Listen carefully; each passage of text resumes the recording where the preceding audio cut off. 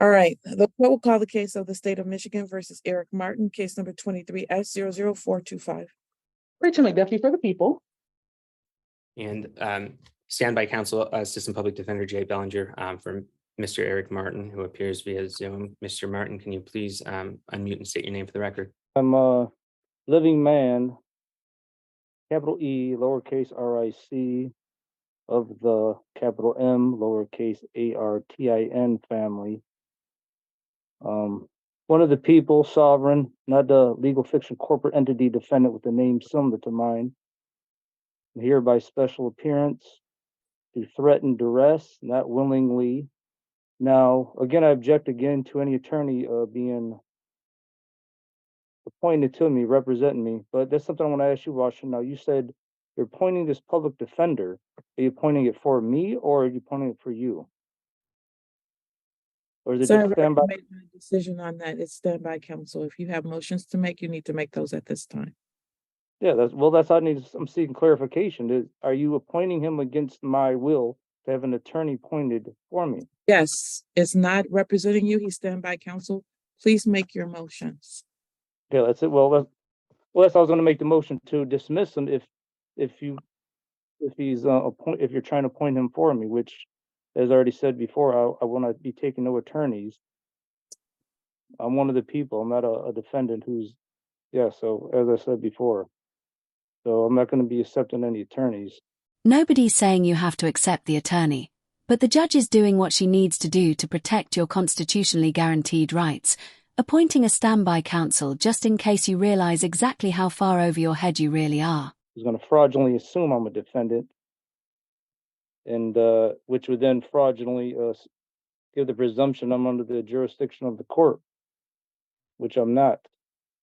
As I said before, Sir, you got 5 minutes to make your arguments, and you can spend them however you want to. All right, yeah. Like I said before, I'm a living man. So, as the U.S. Supreme Court said in the cases I cited to you before, there's no jurisdiction over a living man. Corporations don't have jurisdiction over a living man without our consent. I don't consent, and it's also under. There's no consent under the Declaration of Independence of 1776. There's no jurisdiction over a human without their consent. So I never consented to jurisdiction, and I don't now, and I never will. Now I have some questions, though, for the prosecutor. That's Sir, you don't get to ask questions. If you want to have a motion, you can make those. Well, I object to that. That violates my right to a due process. It's relevant to a standing argument as to the prosecutor, whether they have standing or not. I think that's relevant to move forward or not. There's no standing, shouldn't move forward. But so, what's your ruling on that? Your motion is denied as to jurisdiction and standing. Now, do you have any additional motions? I object to that because you didn't allow me to answer the questions to see whether you had a legit basis to make that ruling. Your objection is noted. Next. I thought you guys didn't believe that the police have jurisdiction over you if the officer has no more, or no less, authority than someone like me. Then there's no way he can legally force you to hand over your ID under threat any more than I could. They say you're going to be questioning me about the some demands I made to dismiss the case anyway, right? I'm sorry, what? You said you're going to be addressing some demands for dismissal I made or sent to you already. So You're going to first of all, a demand is not a proper format before a court and could be dismissed outright. However, I'm going to allow you to make your motions here. If you want to make an argument, you can do that, sir. I object to that. That's not true. As I mentioned before, demands, when someone has the right to something, that's what the terminology demand is made. And that's the only reason why I make it. Motions, even though I know that's all you see in the court rules or whatever, traditional. But that's for a request, and persons are not, or humans are not supposed to be requesting constitutional rights. Me exercising my unalienable right, human rights and constitutional rights. I'm supposed to be making demands. That's how I've been, and that's backed up by law. And that's how I've been taught. And so that's what, so it's all right and proper. Motions are requests, And the defendant makes motions also, since I'm So you're disputing. about to end of your 5 minutes.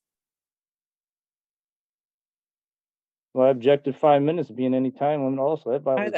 I don't care about what you're objecting to. You can make it on the record. It is noted. Now, if you have something that you want me to address, you should do that before your time is up. Putting a limit on my First Amendment right, that's unconstitutional. Sir, please, if you want to have something to say other than the circular talk that you're doing, you should probably do that at this time. I didn't finish. That's why I didn't mean to, none circular. I didn't finish the first time. All right, well, that's it. As to that, Is the court ready for the people's response run? I don't know if he's done with his motion. Oh, I'm sorry. I'm trying to make. Well, the police, I wanted to question the police officer who wrote the ticket. I have a relevant question to him as to self-incrimination, move to dismiss the case based on that because he made me give, my ID. Because you're clearly out of your depth, and you didn't present any arguments that would justify the judge recusing herself. Just like with a public defender, you can request a new one, but that doesn't mean you're actually going to get one. School. Well, there's no need to try him on those 3 charges, especially since he already admitted his guilt on the record. But my memory was a little, I don't really remember exactly what was said. That's why I kind of need to question him to refresh the memory. But I do remember in general, though, he kind of, I'm required to give my ID if I remember right, and I might have been arrested if I didn't give my ID, which was under threat and duress. And even if he didn't say that, which I don't remember, which, like I said, I need to have his body cam and all that. I want that. I want to be able to review that now, and also for the trial, if this goes to trial, I want the video present as part of my due process right for the evidence, which is my due process right, like I'm saying. And because, like I said, it violates my self-incrimination, all right, that I'm being made to give my supposed name, government name anyways, which ain't really my name, but a government name has been given. Violates self-incrimination. And then it's used against me to prosecute. So it violates self-incrimination. Yeah. Move to dismiss based on that too.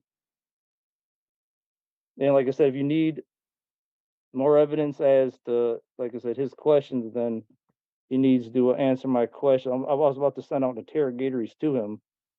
I'm about to do it here soon. If you find that's necessary, unless you find it ain't necessary, I'm gonna send it out soon. So, another thing. Now, Mrs. Washington, I just filed a federal civil lawsuit on you, for violating my constitutional rights during this case. So you may want to consider recusing yourself.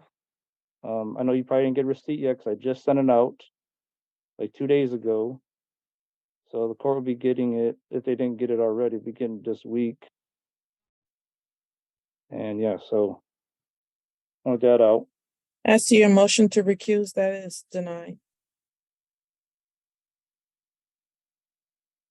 Based on what reasons? Would you even call the FBI, especially when it's clear they didn't take you seriously enough to return your call in the first place? Conflict of interest is my reason. That's why I didn't mention that, but I thought you might kind of already figure that. But conflict of interest due to the lawsuit being filed.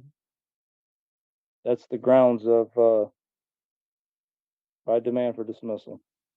Okay. And I would like to, Ms. Duffy, as the prosecutor, I'd like to notify you, of the crimes being committed against me by the police officer, by, in this case, writing the tickets, and I request you prosecute them for this, because I'm the crime victim here in reality. Because I was traveling by right, which the U.S. Supreme Court said we have, as long as you're not carrying passengers probably for profit, you're not technically driving a motor vehicle. Therefore, all these charges are baseless. There's no case here. So in reality, I was harassed, retaliated against for exercising my right to travel on my motorcycle, and then with these charges. Okay, so because they had no evidence that I was carrying passenger property for profit, which is what's required. That's the definition of a motor vehicle under 18 USC section 31 subsection 6 and 10. That's when a motor vehicle is a motor vehicle. In contrast to the state law, I know what the state law says. The state law just says, oh, if something's mechanically drawn, it's a motor vehicle. Well, the state statute is in violation of this federal statute. Therefore, it's unconstitutional. Okay, and therefore, the federal statute definition of motor vehicle applies here. It overrides the state statute under Article 6 of the U.S. Constitution. Laws of the United States is supreme over state law. So therefore, I wasn't doing anything wrong. I was traveling by right on my motorcycle, as I have a right to do, without a license, without registration, without insurance.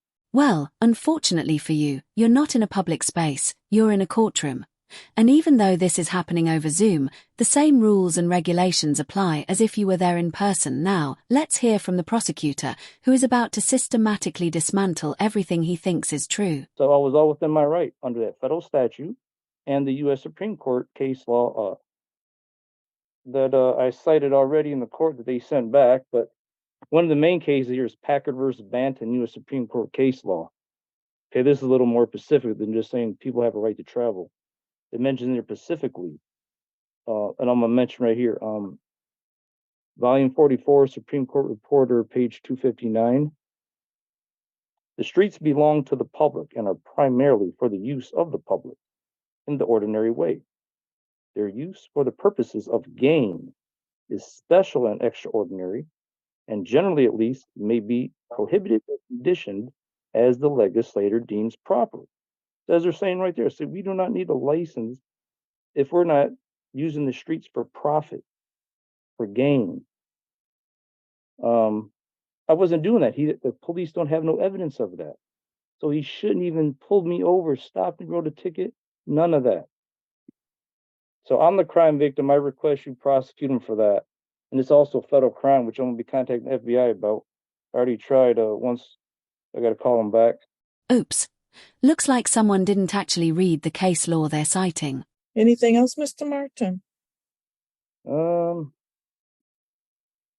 I'm gonna see if you got my if you're gonna I would like to just reiterate my the demands for dismissal already made, or if you want to call them motions, but like I said, I like using the word demand because I don't agree to no unlawful presumptions that because I understand the legalese a little bit where you say one word and it means something else and it's presumed, and that's why I demand also that there be no legalese used in no stages of this case, because that's one of the fraudulent things going on in the court system.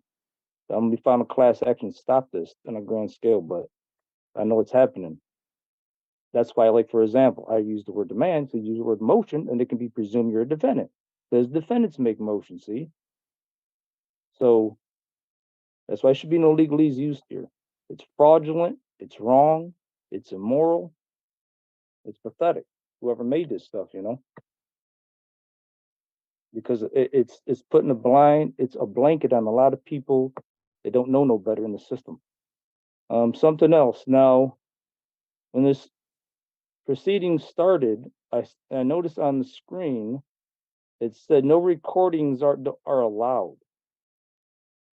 Okay, now I object to that, in that violates my due process right to preserve evidence, me or anyone else, and I'm not just speaking for me, I speak for everyone else. All the people have a right to record in any public court. This is all public. U.S. Supreme Court already said this. People have the First Amendment right to record in public anywhere.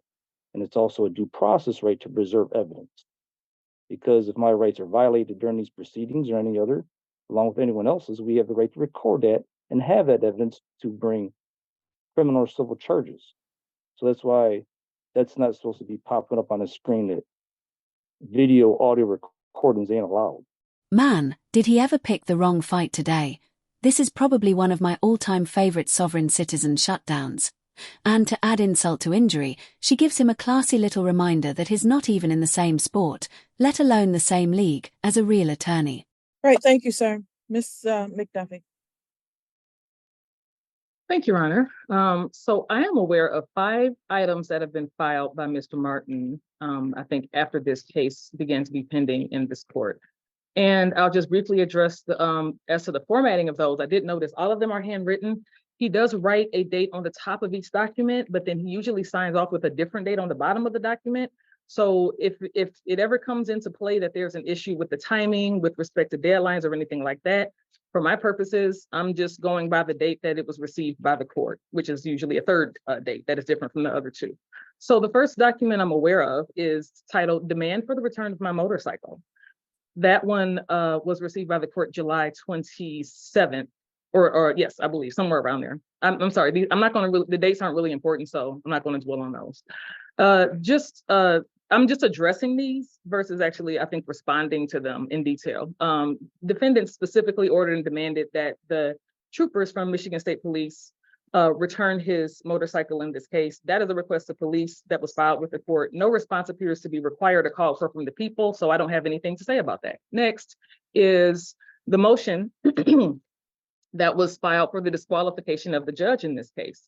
And I just wanted to point out a couple of things. First and foremost, as Mr. Martin pointed out, the court rule that relates to disqualification of judges, MCR 2.003, speaks to the exact procedure for that. In a single judge court, and actually the challenge judge here is the chief judge, the challenge judge is the person who decides this motion. So I don't have any argument to make as far as that, but I would point out there is a quote included in that particular motion that challenges this court's jurisdiction. And it cites a case from, what's that? Oh yes, Penhallow versus Doan's Administrators. That's a case from 1795. And the specific quote that was cited in that case to challenge this court's jurisdiction, it's a paragraph or so. It begins with something about, heavens, let me see. I want to make sure I have it correctly. It's not really important. In as much as every government is an artificial person, a creature of the mind only, all that stuff about artificial persons. I think Mr. Martin already made some references to that. I just want to make sure that Mr. Martin is aware that specific quote does not exist in that case whatsoever. That quote that he used to challenge this court's jurisdiction doesn't exist anywhere at all, except for other cases where sovereign citizens have copied and pasted that non-existent case law, and they've been told the same by other courts. So apparently there's like a bank of things to be shared amongst people making this argument, just so he knows and everybody else out there knows that does not exist. It's not a thing. It's nowhere in that case. That full text of that case can be Googled for free. You will not find that quote. The same is true of another case he cited, Keller versus Potomac Electric Power. That's from 1923. That case also does not include that quote, those words, or anything even slightly resembling that argument regarding the power he believes is lacking here due to municipal court status. But FYI, the Michigan District Court Act of 1968 did abolish most of the municipal courts. 4 of them are left that they did allow to remain: Grosse Pointe Farms, Grosse Pointe Park, and Grosse Pointe Woods. All of those are in Wayne County. We're in Washington, so just so that Mr. Martin is aware, this is not a municipal court. It's a district court. Finally, as to the motion to disqualify, as I mentioned, that is for the judge to decide. But I might want to point out the manner in which he chooses to pursue that disqualification, including any comments or insults. For example, on page 9 of his motion, when he says that also Washington is not a real judge, but a clerk masquerading as a judge. Pursuing disqualification or recusal, or even a federal lawsuit, does not insulate you from the contempt powers of that very same court, should you choose to continue escalating that type of behavior. That's just the more you know for me. Third, next document that was filed from this court, it's titled Martin versus Mike. Plaintiff's response and response and objections to my return criminal complaint on Mike and the attached court letter that vaguely, unfairly stated filings does not comply with MCR 6.101 and 6.102. I didn't have a letter attached to that to refer to, but it looks like that is the court's rejection of an improper filing or format. I honestly have no idea who Mike is, but the people of the state of Michigan are not listed as a party in that filing, so I don't really have any response to that either. I can advise, though, that Mr. Martin mentioned earlier, and it's stated here, that the reference to this criminal complaint, because a defendant refers to himself as a plaintiff and title something as a criminal complaint, it doesn't make either of those things true. So I'll direct Mr. Martin to the same court rule he actually cited in that filing, which is MCR 6.101. The prosecutor's approval or posting of security. A complaint may not be filed without a prosecutor's written approval endorsed on the complaint or attached to it, or unless security for cost is filed with the court. I just wanted to disabuse him of that notion that because he creates a criminal case, I guess in his mind and on paper, it doesn't mean that that exists in reality. Got him. So nothing more from that. The court's rejection of an improper filing really isn't my business. So no response from opposing counsel would apply to that. The last two things that were filed before the court are two demands. The court has already mentioned demands. I'm so sorry. It's a lot of talking happening here. I gotta refresh. Two demands. One demand for default judgment and another demand for summary judgment. Both of these I would have the same reaction to. The demand for summary judgment, summary disposition concerns parties to a civil action, and defendant is referring to civil procedure, not criminal procedure. There is no summary anything of that notion in criminal matters. Now, he made some references to Article 3 of the US Constitution. That pertains to federal courts, appointment, tenure, Supreme Court justices, federal circuit and district judges. Those are Article 3 judges. Those are the ones nominated by the president, confirmed by the US Senate. So this court is not controlled by Article 3 of the US Constitution. But I think he knows that because he's citing Michigan court rules to sustain his argument for pretty much everything else. So that doesn't change here. Summary judgment is not a thing here. Default judgment. Now, that's not quite the way it works. I think he argued that because the prosecutor in court did not respond to the request to return his motorcycle for that first filing that I mentioned, that he should have a default judgment and he should automatically get what he's demanding because he didn't respond to it. Well, I'm responding right now, but that's not how it works either. Again, this is kind of a civil issue. There are cases where there are default judgments filed, but those are civil actions. We have traffic tickets that defendants fail to appear and get a default judgment. But if that were the case, I would have a default judgment of conviction for every criminal case where defendants fail to appear. People are on bench warrant status for 6 to 20 years at a time. I don't get automatic default convictions. So again, that's really not what's happening here. So those are the 5 things that I'm aware of.